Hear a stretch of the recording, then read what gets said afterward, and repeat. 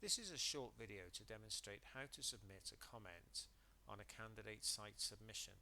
The initial site filter map shows the status of all candidate site submissions following the initial site filter.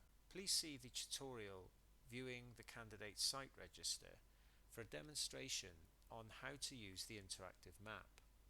To view sites that have been filtered out at the initial site filter stage, click on the Sites Filtered Out heading.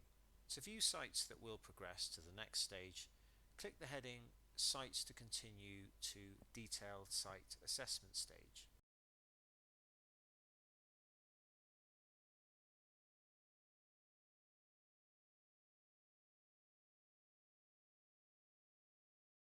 To make a comment on a site, click on the blue speech bubble adjacent to the site ID and follow the steps to complete the online representation form.